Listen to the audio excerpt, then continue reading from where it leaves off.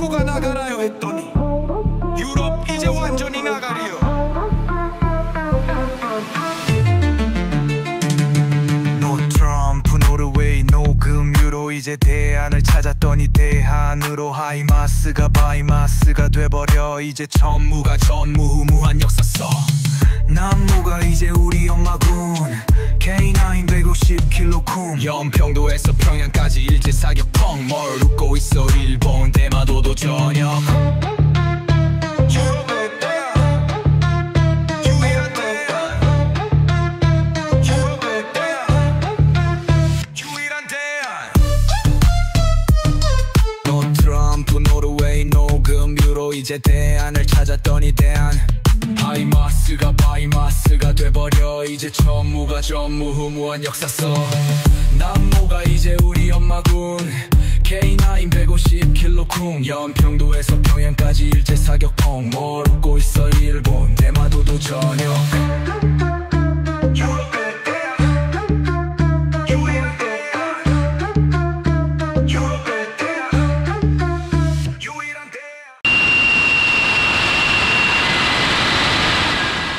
The rocket motor you see here goes right into a standard 155mm shell body.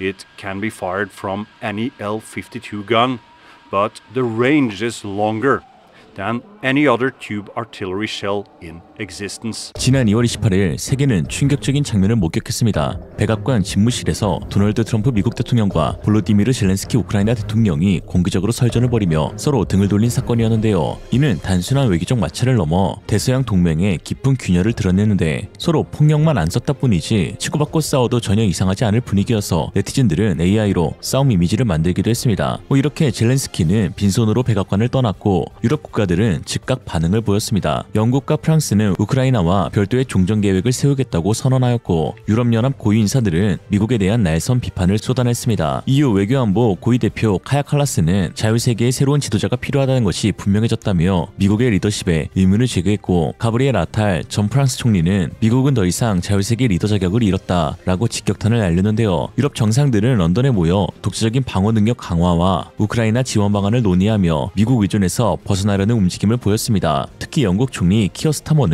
우크라이나와 함께 싸움을 멈출 계획을 세운 뒤 미국과 논의하겠다고 밝혔고 에마누엘 마크롱 프랑스 대통령은 우크라이나의 존엄성과 유럽 안보를 존중해야 한다고 강조했습니다. 이처럼 이 사건은 유럽이 미국 없이도 생존할 수 있는 방안을 모색해야 한다는 목소리를 더욱 키웠고 뉴욕타임스는 이를 미국이 전통적 동맹 대신 원시적 대국 협상 시대로 회귀하려는 결의라고 평가하며 유럽의 홀로 서기가 불가피해질 것이라고 전망했습니다. 이런 상황 가운데 깜짝 놀랄만한 소식도 전해졌습니다. 노르웨이 연료 대기업 할트백 벙커스가 북해 작전을 수행하던 미국 해군 버지니아급 핵잠수함의 급유 요청을 트럼프 젤렌스키 회담 이후 돌연 중단한 것입니다. 이 회사는 트럼프와 JD 벤스 부통령이 젤렌스키를 TV 생중계로 망신 준 쇼에 항의하며 미국 함대에게 연료는 없다라는 강경한 성명을 발표했습니다. CEO인 군나르 그라는 트럼프가 떠날 때까지 단 1리터도 주지 않겠다며 이미 러시아 고객도 배제했던 결정을 상기시켰습니다. 특히 노르웨이 해와 바렌츠해를 통과하려면 노르웨이 경유가 필수인데 이 지역은 미국군 북해 작전의 핵심입니다. 이에 미국도 이 결정에 당혹감을 감추지 못하고 있죠. 물론 토레산드빙 노르웨이 국방부 장관은 이는 정부 정책과 무관하다고 진화에 나섰지만 노르웨이 기업들의 강경한 태도는 유럽 내 반트럼프 정서의 상징으로 떠올랐습니다. 노르웨이 내에는 미국에 더 이상 안보를 의존해서는 안 된다는 실질적인 반응이 나오고 있는데요. 노르웨이 신문 아프텐포스트는 최근 사설에서 트럼프의 예측 불가능한 행보는 나토 동맹의 신뢰를 흔들고 있다며 노르웨이는 러시아와의 접경국으로서 독자적 방어력을 강화해야 할 시점이라고 주장했습니다. 전문가들도 이에 동의하는데요. 오슬로 대학의 안보 전문가 잉빌드 마그나스드는 미국이 우크라이나를 외면한 이번 사건은 노르웨이에게도 경고 신호라며 민간 기업의 급유 중단은 단순한 상징을 넘어 미국 의존의 경계심을 보여준다라고 분석했습니다. 안보에는 예측 가능성이 필수이지만 트럼프라는 존재는 예측이 절대로 안 되는 인물입니다. 예측 가능한 안보는 국가와 국민의 생존 그리고 안정적인 국제 질서를 유지하는 데 결정적인 역할을 하는데요. 즉 동맹국이나 잠재적 적대국의 행동, 정책, 자원 공급 등이 일관되고 신뢰할 수 있는 패턴을 유지하는 것을 의미합니다. 이를 통해 국가들은 불확실성을 줄이고 장기적인 전략을 세우며 위기 상황에 효과적으로 대응할 수 있는 것이죠.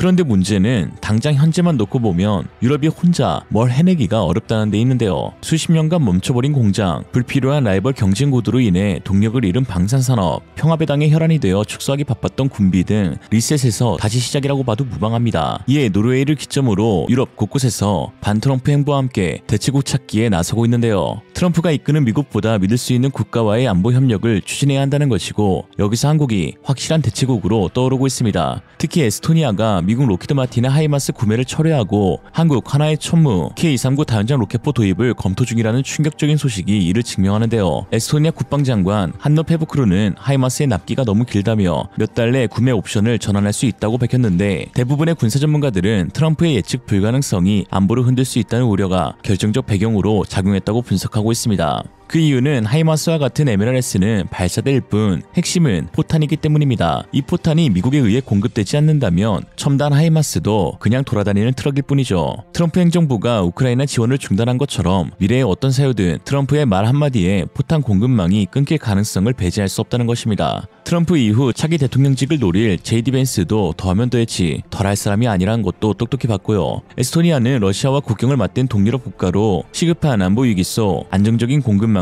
최우선으로 고려했고, 단일 국가 중 포탄 자체 생산량이 압도적인 한국이 대안으로 떠올랐습니다. 한국은 연간 60만 발 이상의 포탄을 자체적으로 생산하며 자급자족은 물론 수출까지 가능한 전세계 유일한 나라입니다. 이런 의미에서 천무는 단순한 무기 이상의 가치, 즉 천무를 도입하면 한국의 값싸고 품질 좋은 포탄을 사실상 무제한 공급받을 수 있다는 보증을 얻게 되는 셈이죠. 하나의 천무는 이미 유럽 방산 시장에서 두각을 나타내고 있습니다. 구수련제 122mm 로켓의 호환에서부터 한국산 130mm, 227mm, 239mm, 400mm, 600mm 등 다양한 로켓 미사일을 발사할 수 있고, 최대 사거리 300km의 KT짐 전술 탄도 미사일을 탑재해 유연성과 화력을 자랑합니다. 특히 폴란드의 호마르케이트 프로그램에서 폴란드산 옐츠 트럭에 통합돼 나토 시스템과의 상호 운용성도 입증했습니다. 이런 상황 가운데 에스토니아 이외에 또 다른 한국과 노르웨이에서 천무에 대한 러브콜을 보내고 있는데요. 노르웨이는 군 현대화를 위해 장거리 정밀 타격 능력을 강화하려 하고 천무가 유력 후보로 떠올랐는데요. 지난 2월 오슬로에서 열린 한화 노르웨이 산업의 날 행사에서 천무는 노르웨이 방산 관계자들로부터 큰 관심을 받았습니다. 한화와 노르웨이의 협력은 이미 매우 깊은데요. 2017년부터 한화는 노르웨이에 K9 비다르 자주포를 공급했고, 2022년 추가 주문으로 K9 28대, K10 탄약 운반 장갑차 14대를 납품했습니다. 특히 한화가 유럽 국가들 가운데 유일하게 노르웨이를 콕 집어 산업의 날 행사를 주최한 데에는 몇 가지 숨겨진 반전이 있는데요. 바로 사실상 현 시점 공동으로 무기개발 사업을 추진할 수 있는 몇 안 되는 유럽 국가이기 때문입니다. 노르웨이 하면 연어의 나라, 폴란드의 나라가 먼저 떠오르지만 사실 노르웨이는 방산 강국으로 유명합니다. 세계 100대 방산업체에 노르웨이 남모와 콩스버그가 포함되어 있는데요. 인구 대비 방산업체 비율로 보면 영국, 프랑스, 독일을 압도하죠. 참고로 한국은 한화, 카이, LIG, 현대로템 4개 기업이 포함되어 있습니다. 노르웨이의 남모는 K9에 사용할 램제트 미사일을 개발해 사거리를 150km로 획기적으로 늘렸고 300회 이상의 테스트를 통해 실전 배치 준비를 마쳤습니다. 잠깐 150km이면 연평도에서 평양까지의 사거리고, 부산에 배치된 K9들이 대마도를 사거리 전역에 포함시켜버립니다.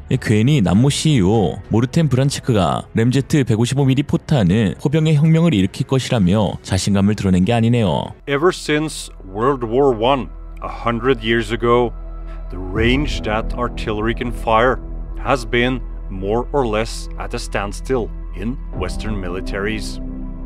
22 to 23 kilometers was the effective limit then. Today, it is just marginally longer.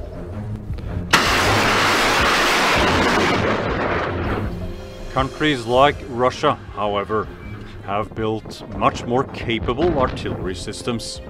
Some can attack from as far out as 100 kilometers or more. When we look to, for instance, Russia and others, there is already in service rocket artillery with the capability of firing 70 kilometers. And the vast number of also traditional MLRS systems with guidance have the capability to shoot more than 100. I would say that as some of the NATO armies already stating, we are outgunned and outranged. One defense company, Nammo, is, however, working to close this range gap, and then some.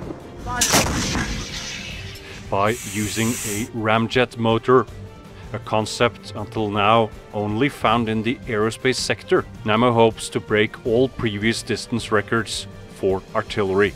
What you see here is the model of Nammo 155 ramjet projectile in development. It has the same length as a standard shell, but that is maybe the only similarity. At very high speeds, atmospheric air goes into an air intake, is compressed, and as temperature rises, it is ignited together with the rocket fuel. At the front, there is an air intake. A traditional rocket motor uses oxidizer within the energetics. Here, the air goes in the air intake, is compressed, the temperature increases, it's mixed with the propellant, and the back end of the shell is the ramjet rocket motor. Ramjets work best at very high speeds, around Mach 3 or more. Previous attempts to utilize them have typically been reserved for experimental rockets or extremely high-speed aircraft.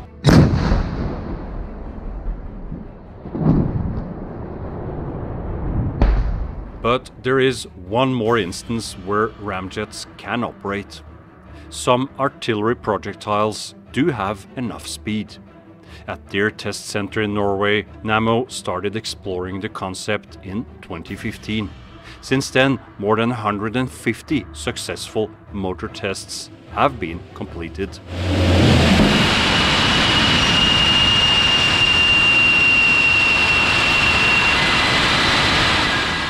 The rocket motor you see here goes right into a standard 155mm shell body. It can be fired from any L-52 gun, but the range is longer than any other tube artillery shell in existence. But since we use air from the outside through the air intake, it will burn much longer than a standard rocket motor and will increase the range to up to nearly 150 kilometers. 3, 4, 5, there's 5. Fire! Most standard artillery still only has a 20-kilometer reach. Ramjet artillery is set to change that fundamentally, with guidance and a range of up to 150 kilometers. So you can either move your guns forward, shoot deep into behind enemy lines, or keep your guns at safe distance, outside the range of counter-battery fire. The opportunity for us to engage target at really long range. And that's a necessity. It's one of the most important programs that we have ever been taking on. It's a challenge, number one, to combine all our ammunition technology together with our rocket motor technology to provide long-range artillery with ranges that the world has never seen before.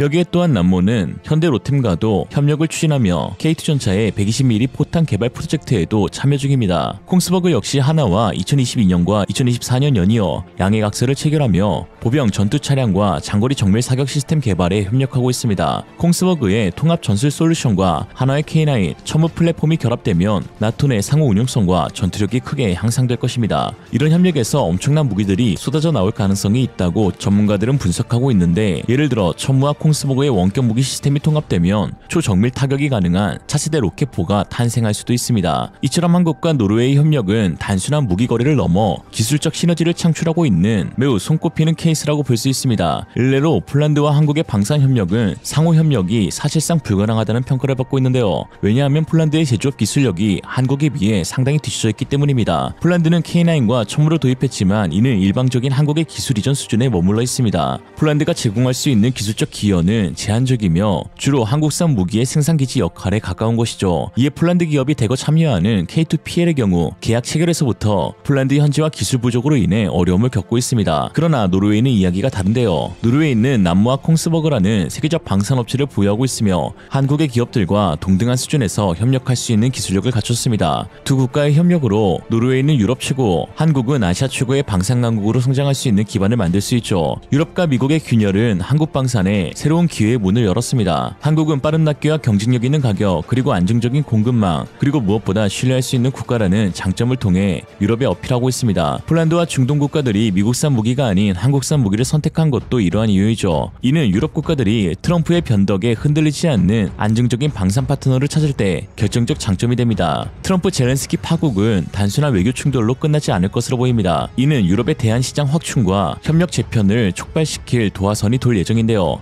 그 중심에서 한국 방산 업체들이 동북 유럽을 넘어 유럽 전체를 공략하는 게임 체인저로 떠오르고 있습니다. 아니, 이미 되었습니다. 오늘의 한 줄 평, 이제 연어 좀 싸게 먹어보자. As you know, Hanwha has recently bought the Philadelphia shipyard, so they're going to look at enhancing that and making that better. So bringing their capital and skill sets here, I think will be important. I think this is very, very critical thing you've pointed. 한국의 조선 3사가 세계의 조선 3사로 거듭나고 있습니다. 한때 중국 조가, 공세와 글로벌 경기 침체로 숨죽였던 한국조선업이 이제 화려한 부활을 넘어 세계 시장을 이끄는 주역으로 떠올랐는데요. 하나오션이 미국 조선소를 인수하며 수십조 사업의 기틀을 마련하고 HD현대중공업의 함정들과 독자 엔진은 세계 각지로 수출되고 있으며 삼성중공업은 한 척에 2조 원이 넘는 FLNG 선박에서 세계 시장 점유율 절반을 넘기는 기업을 토해내고 있습니다. 이 모든 성과는 단순히 외부의 도움이나 우연이 아니라 한국이 수십 년간 피땀으로 쌓아온 기술력과 전략이 만들어낸 결과인데요.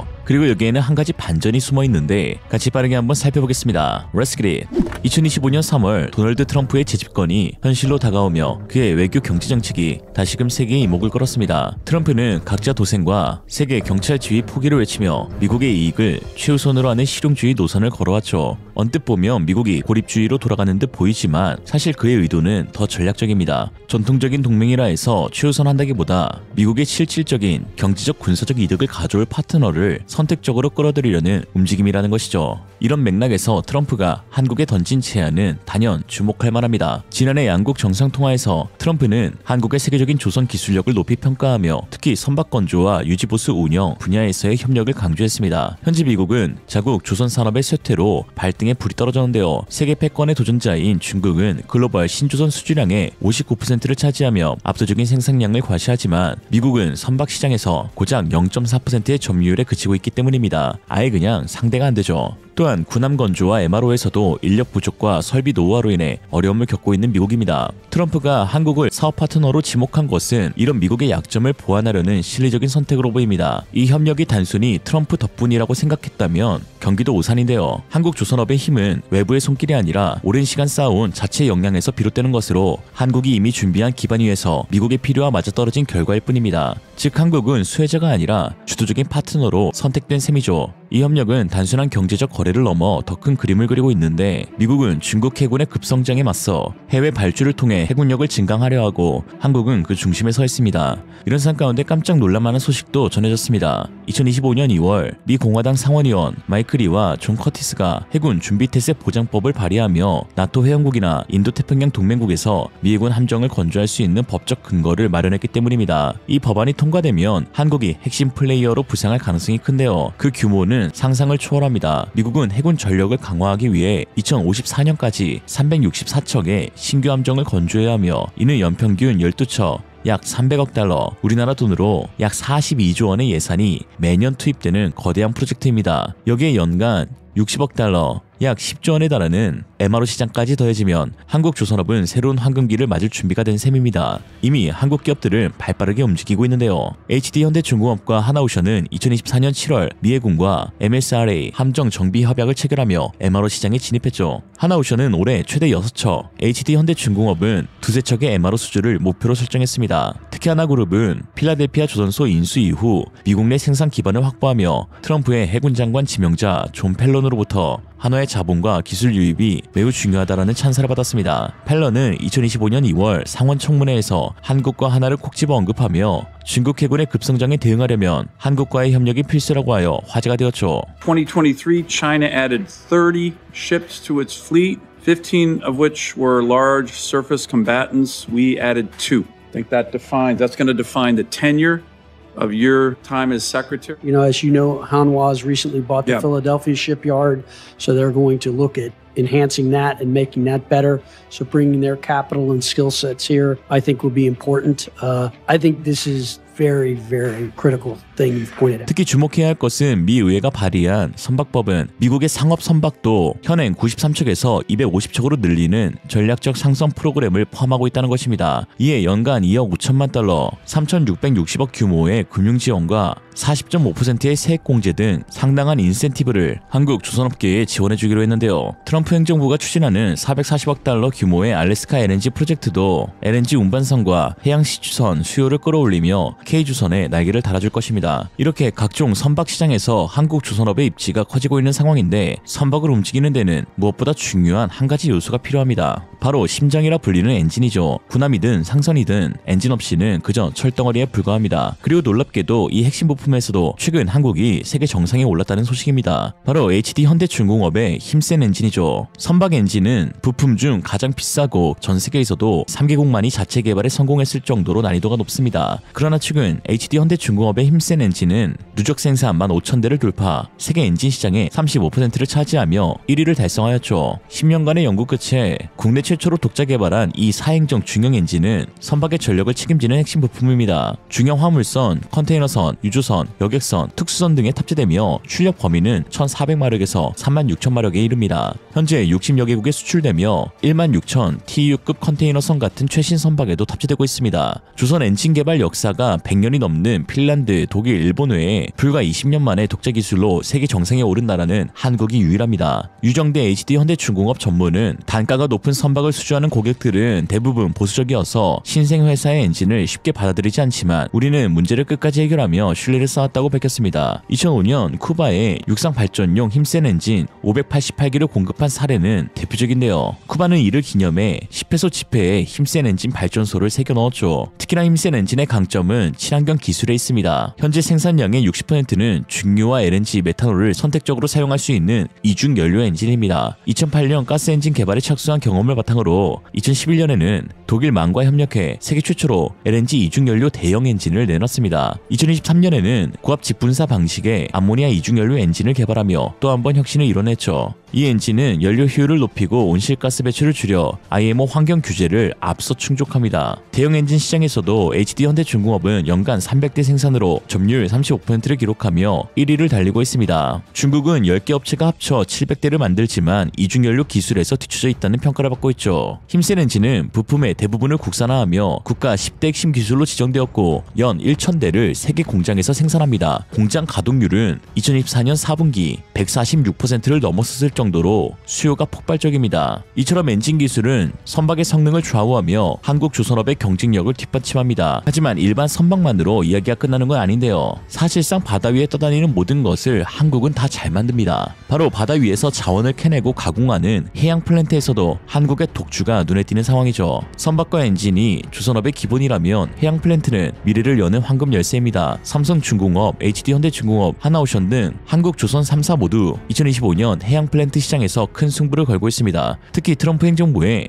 LNG 석유 개발 확대 정책이 수요를 자극하며 이 분야가 제2의 호황을 맞을 조짐을 보이고 있죠. 과거 해양 플랜트 업계는 과장 조금 못해 악몽 중의 악몽이었습니다. 2010년대 저가 수주와 건조 경험 부족으로 대규모 적자를 떠안았던 한국이었죠. 비용 산정이 부정확해 손실이 쌓였고 조선업계의 골칫거리로 전락했습니다. 하지만 현재는 이야기가 완전히 달라졌는데요. 오랜 경험과 노하우 그리고 기술력을 기반으로 정확한 비용 산정이 이루어져 수익성 중심의 계약으로 전환하며 중국이 감히 넘보지 못하는 고부가 시장에서 그 입지를 다졌습니다. 한 기당 2조 원에 달하는 계약 규모는 실적에 큰 기여를 하고 있죠. 특히 삼성중공업은 올해 전 세계에서 발주된 FLNG 선박 9척 중 5척을 수주하며 세계 시장의 55%를 차지하였고 HD 현대중공업은 FPU 건조로 매출을 끌어올리고 있습니다. 하나오션은 해외 전문가 영입과 인수합병으로 영향을 강화했죠. 또한 한국조선업은 이제 본격적으로 군함과 방산 시장으로도 확장하고 있습니다. HD 현대중공업은 페루와 필리핀 프로젝트를 도맡고 있는데요. 페루에서는 호위함 1척, 원해 경비함 1척, 상륙함 2척 등 4척을 건조 중이며 필리핀에서는 호위함 2척, 초기함 2척, 원해 경비함 6척 등 총 10척을 건조 중이죠. 이미 인도된 일본함 미겔 말바르함은 해상 시운전에서 뛰어난 성능을 입증하였습니다. 물론 지난해 호주 호위함 사업에서 일본 독일 컨소시엄에 밀린 아픔도 있었지만 이를 계기로 HD현대중공업과 하나오션은 방산 분야에서 원팀 양해각서를 체결했습니다. 불필요한 경쟁과 이중 발주를 없애고 각기 분야에 집중할 수 있게 되었는데요. 수상함은 HD현대중공업, 잠수함은 하나오션이 주도하며 협력 체계를 강화했죠. 이는 K방산이 단일 기업을 넘어 이제 국가 단위로 뭉쳐 글로벌 시장을 공략하는 신호탄입니다. 중국 젖댔죠. 한국조선업은 트럼프의 협력 제안, 미국 군함시장, 힘센 엔진, 해양 플랜트, 특수 군함이라는 5가지 축으로 세계 무대에서 빛을 발하고 있습니다. 이 모든 것은 한국이 수십 년간 쌓아온 기술력과 전략의 결실이죠. 트럼프와의 협력이 기회가 되는 건 분명하지만 그 주도권은 한국이 쥐고 있습니다. 한국 없이 혼자서는 중국의 해양 패권 야욕을 막지 못하는 미국이거든요. 일반 선박을 넘어 글로벌 방산과 자원시장까지 한국조선업은 중국이 넘보지 못할 세계 1위로서의 독보적인 위치로 향해 가고 있습니다. 반대하면 중국인, 오늘의 한 줄 평. 아무리 그래도 한국이 1위는 못할 거라고? 해보긴 해봤어? 안 될 거라고 해보긴 해봤어. 불가능하다 이봐 해봤냐고. 조선은 이름부터 조선에 강해. 조선은 망했지만 조선은 안 망해. 미국 받고 중국 넘어 한국 조선 세계 1위를 차지해. 안 될 거라고 해보긴 해봤어.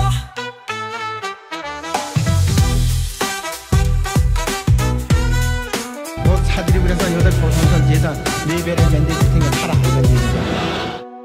안 될 거라고 해보긴 해봤어. Z bardzo prostej przyczyny w Korei Południowej. Otóż okazało się, że partnerzy koreańscy są w stanie dostarczyć na wyposażenie, które kupujemy, bardzo nowoczesne w ciągu kilku miesięcy. Zarówno czołgi K2, które kupiliśmy, jak i armatohaubice K9, jak również wyrzutnie Chungmu. Terminy realizacji były najdalej roczne, podczas gdy z innymi partnerami rozmowy sięgają kilku, a czasem nawet kilkunastu lat na dostawę sprzętu militarnego. 국방비를 늘리십시오. 그리고 닥치고 항공무기를 사십시오. 지난 3월 6일 나토 본부에서 열린 기자회견에서 항공무기의 열렬한 지지자인 안제이 두다 폴란드 대통령의 충격 발언이 화제가 되고 있습니다. 두다 대통령은 새로 부임한 나토 사무총장 마르크 류터와 함께 연단에 올라 유럽은 전쟁 위협에 전혀 준비가 안 됐다며 우크라이나가 러시아 침략에 맞서 싸울 때 우리가 줄 무기가 없다는 게 현실이라고 꼬집었는데요. 그러면서 폴란드는 나토 내 최대 GDP 대비 국방비를 지출하며 한국에서 무기를 대량 구매 중인데 이는 매우 간단한 이유로 유럽 파트너들은 12년이 걸릴 일을 한국은 단 몇 달 만에 배송해주기 때문이다 라고 했습니다. 나토가 늘 유럽끼리 뭉쳐 방산을 키우자고 외쳐왔기에 나토 본부 한가운데에서 폴란드 대통령의 항공무기 홍보는 다소 이례적인 사건이라고 할 수 있는데요. 일단 거두절미하고 영상으로 만나보시죠. President Duda, dear Andrzej, welcome back to Brussels. It's always great to see you. Poland makes significant contributions to Allied security. You lead by example when it comes to investing in defense, with 4.7% defense expenditure pledged for this year. You also contribute to the NATO multinational presence in Latvia and in Romania. And later this month, Poland will contribute to NATO's Baltic air policing mission. On land, at sea and in the air, Poland has demonstrated firm commitment to playing its part in our great alliance. And now, the floor is yours.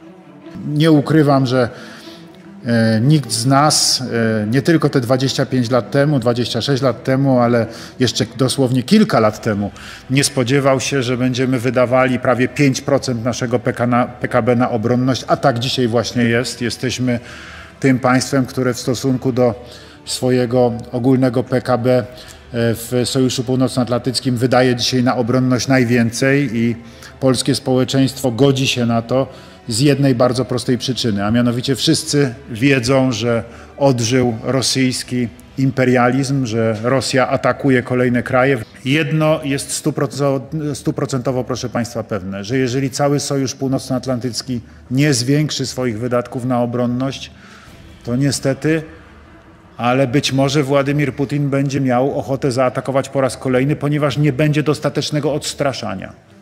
Okazało się, że Europa jest w ogóle nieprzygotowana na zagrożenie wojenne, że w istocie w jakimś sensie uznano w latach 90., że nastąpił koniec historii, że wojny już nigdy więcej nie będzie i że w związku z tym no niemalże można prawie że zlikwidować siły zbrojne, wydawać jakieś minimalne środki, magazyny można opróżnić z amunicji, zlikwidować magazyny, zająć się czymś innym i kiedy przyszło co do czego, że trzeba było wesprzeć Ukrainę, uzbrojenie, żeby mogła się obronić przed rosyjską inwazją, to się okazało, że my nie mamy tak naprawdę co przekazać. No to jest coś, co stanowczo musimy zmienić. Myśmy w Polsce natychmiast podjęli w tej sprawie decyzję, dlatego rzeczywiście kupujemy, mogę śmiało powiedzieć, no na potęgę w tej chwili sprzęt i w Stanach Zjednoczonych w ogromnych ilościach i w Korei Południowej z bardzo prostej przyczyny w Korei Południowej. Otóż okazało się, że partnerzy koreańscy są w stanie dostarczyć na wyposażenie, które kupujemy, bardzo nowoczesne w ciągu kilku miesięcy. Zarówno czołgi K2, które kupiliśmy, jak i armatochaubice K9, jak również wyrzutnie Chungmu. Terminy realizacji były najdalej roczne, podczas gdy z innymi partnerami rozmowy sięgają kilku, a czasem nawet kilkunastu lat na dostawę sprzętu militarnego. W związku z powyższym, proszę Państwa, no musimy odtworzyć nasz potencjał i to jest dzisiaj główne zadanie nie tylko Polski, ale w ogóle NATO i o tym rozmawialiśmy tutaj też z panem sekretarzem generalnym. Thank you. 두다 대통령의 발언은 한국 방산 잠재 수출에 매우 중요한 이정표라 할 수 있습니다. 역사상 최대 규모였던 한풀 방산 계약에서 당사자인 폴란드 대통령이 최고의 거래라고 전 유럽에 공언한 것은 마치 별점 5개짜리 사용 후 리뷰를 남긴 것과 다름없는데요. 우리가 물건을 살 때에도 리뷰 좋은 손으로 보듯 폴란드가 한국 무기를 직접 인증해준 셈이죠. 뭐 이렇게 말씀드리면 구매국은 당연히 사용해보고 다 좋다 하지 않냐라고 하실 수 있는데요. 하지만 독일산 레오파르트 전차를 구매한 헝가리, 체코, 노르웨이에서는 좋은 소리는커녕 납기가 느리다, AS가 이루어지지 않는다, 가격이 초기와 달리 높아졌다 라는 불멘 소리가 나오고 있는 상황입니다. 유럽 내에서 리뷰 많은 수는 레오파르트일지 몰라도 리뷰 좋은 수는 K2 전차라는 것이죠. 특히 안제이 두다 대통령의 한국 방산 언급 당시 마르크 리터 사무총장의 표정도 주요 포인트 중 하나였는데요. 마르크 리터는 취임 직후 열린 공동회의에서 유럽의 방산 역량의 강화를 요구하며 절대 한국에 뒤처져서는 안 된다고 한국을 콕 집어 언급한 적이 있습니다. 그는 유럽의회 외교위원회에서 폴란드, 루마니아, 에스토니아가 한국 무기를 산다며 유럽은 방산 기업들이 속도와 가격에서 한국에 밀리고 있다고 지적하였죠. 결국 리터 총장과 두다 대통령 모두 나토 회원국들에게 국방비 지출을 늘리라며 압박하고 있는 것이고, 두다 대통령은 더 세부적으로 그 국방비로 한국 무기를 구매해서 유럽에 시급한 안보 문제를 해결하자고 실리적으로 외치고 있는 것입니다. 유럽 최고 영향력을 지닌 지도자들이 이러한 공통을 발언을 한 데에는 다 이유가 있습니다. 그동안 유럽은 행동이 아닌 말뿐인 안보 구축을 해왔기 때문입니다. 유럽연합은 우크라이나에 포탄 100만 발을 지원하겠다고 했지만 7개월이 지나 30만 발만 전달했는데요. 에스토니아 총리와 리투아니아 외교장관은 북한이 러시아에 100만 발 넘게 보냈는데 우리는 뭐하냐며 답답함을 토로했죠. 이유는 느린 생산 속도와 유럽산만 쓰자는 고집 때문에 안보 강화가 지지부진한 상태입니다. 포탄의 경우도 유럽 내 방산업체의 생산품만 사용하도록 법안이 체결됨에 따라 자국 비축량마저 쪼들리는 상황이죠. 방산계약 특성상 선수주 후 제작이 기본이라 한동안 멈춰있던 유럽 내 공장들이 생산 라인을 갑자기 늘리기란 어려운 일입니다. 남모와 라인멘탈과 같은 유럽 업체들은 15년 이상 투자 보장이 없으면 생산량을 늘리기 힘들다고 대놓고 말하고 있는데요. 함부로 생산 라인을 확충했다가 종전 후 수요가 급감하게 되면 부담은 온전히 기업 입장에서 지기 때문이죠. 실제로 이러한 군비 감축으로 인해 유럽 내 여러 방산업체들이 부도를 면치 못해 문을 닫았던 기업들도 PTSD로 다가오고 있기도 하고요. 그러나 두다 대통령이 제안한 현실적 대안, 즉 대안은 이야기가 다릅니다. 한국은 분단 국가이자 휴전국으로 1970년대 이후 생산 라인이 멈춘 적이 단 한 번도 없는데요. 오히려 생산량을 늘리면 늘렸지 줄이진 않고 있습니다. 유럽 50개국의 155mm 포탄 생산량이 연 30만 발에 미치지 못하고 있는 실정에 한국은 풍산과 한화에서 연간 60만 발을 생산하고 있고, 이 역시 공장을 100% 풀가동시킨 것이 아닙니다. 일단 우리군 수요만으로도 유럽을 압도하는데요. 대한민국은 155mm 자주포 최대 운용 국가인데 견인포 포함 155mm만 해도 3,000문으로 유럽 전체를 합친 수보다 많습니다. 훈련용으로 사용되는 포탄만으로도 한국 내 공장을 돌리는데 전혀 문제가 없죠. 또한 한국군은 340만 발의 105mm 포탄을 보유하고 있는데 105mm만 세도 북한군에게 1인당 포탄 2발씩 쏴줄 수 있습니다. 친절하게 모두 배급해줄 수 있으니 너무들 보채지 말라고. 심지어 한국은 탄약과 수총부터 K2, K9, 천무와 같은 재래식 활용무기, 거기에 4.5세대 초음수전투기까지 대량 생산 체계를 갖추고 있는 유일한 국가인데요. 이는 국방비 1,000조를 쏟아붓는 천조국 미국조차 구축해내지 못한 양산 체계입니다. 설상가상으로 미국은 트럼프 행정부 들어 우크라이나 군사 지원에 대한 모호한 발언을 이어가고 있으며 최근에는 하이마스 표적 데이터 전송까지 중단해 충격을 주고 있는데요. 3월 5일 포브스 기사에 따르면 트럼프 행정부는 이번 주에 우크라이나와의 오랜 정보 공유 협정을 끝냈는데 이로 인해 하이마스 로켓 발사대를 운용하는 우크라이나 포대 중 일부는 더 이상 40마일 이상 떨어진 가장 먼 러시아 목표물에 대한 좌표를 받지 못하고 있다고 합니다. 즉 트럼프의 각자 도생 원칙이 실제로 현실화되어 가고 있는 것이죠. 이제 유럽이 선택할 수 있는 옵션은 거의 없어지고 있는데요. 두다 대통령의 말처럼 한국밖에는 답이 없습니다. 이런 상황 가운데 안제이 두다 대통령의 발언에 또 다른 숨겨진 의미도 밝혀졌습니다. 그의 외침은 나토 동맹국들뿐만 아니라 자국 집권 여당에 대한 외침이었던 것인데요. 안제이 두다 대통령과 PIS당의 주요 업적이었던 한폴 방산 계약이 최근 정권 교체 이후 좀처럼 진행되지 않고 있는 것에 대한 압박으로 보여집니다. 최근 폴란드 라디오 매체에 따르면 친독 성향의 폴란드 현 집권 여당과 방산업체 PZ가 K2 전차 2차 계약에 현대로템이 제시한 가격이 비싸다며 태클을 걸고 있는데요. 국방부 장관이자 폴란드 인민당 소속인 코시니악 하미시는 K2의 단가가 1,300만 유로, 한화 200억인데 폴란드화 하면 1,700만 유로, 하나로 260억으로 뛴다면서 한국군은 900만 유로, 130억에 사는데 이건 터무니없다 라고 불만을 터뜨렸죠. 그러면서 이런 조건으론 계약 못한다며 재차 협상을 치르겠다고 선언하였습니다. 뭐 말만 들어보면 맞는 말 같습니다. 처맞는 말. 아니 수출품이 국내 도입품보다 비싼 것은 너무나 상식적이고 이는 한국뿐만 아니라 모든 국가가 동일한 상황인데요. 오히려 현재는 코시니악 하미시 국방부 장관이 너무나 세부적으로 가격을 공개해버려서 역으로 된통 당하고 있습니다. 현대로템이 제시한 가격을 알게 된 폴란드 네티즌들과 폴란드 군사 전문가들은 절대 비싼 게 아니다라면서 오히려 현 폴란드 집권 여당과 국방부를 비판하고 있는데요. 최근 폴란드 군사 전문가 카밀 코어지는 자신의 SNS에 다음과 같은 글을 적었습니다. 과연 K2PL이 정말 터무니없이 비싼가? 전차 한 대당 1,700만 유로라는 금액은 높아 보일 수 있지만 시장을 빠르게 분석하고 지역 내 다른 무기 계약과 비교해보면 이 가격이 정당하고 경쟁력 있는 수준임을 알 수 있습니다. 오히려 폴란드군을 위한 K2 계약을 무산시키려는 쪽에서 누가 이득을 보려는지를 묻는 것이 더 타당할 것 같습니다. 다른 계약과 비교해보죠. 체코는 레오파르트 2A8 한 대당 약 3천만 유로 460억을 지불했습니다. 오스트리아도 레오파르트 2A8 한 대당 약 3천만 유로를 지불했고요. 독일 연방군은 자국산 레오파르트 2A8에 약 2,600만 유로를 지불했는데 폴란드는 동급 이상의 K2PL에 1,700만에서 1,900만 유로를 지불한다면 이는 훨씬 저렴한 것입니다. 이 사례들은 수출용 전차가 제조국에서 구매하는 것보다 항상 더 비싸다는 점을 분명히 보여줍니다. 그럼에도 불구하고 폴란드에 제한된 K2 가격은 유럽 시장의 다른 최신 전차에 비해 상당히 경쟁력 있는 것을 알 수 있죠.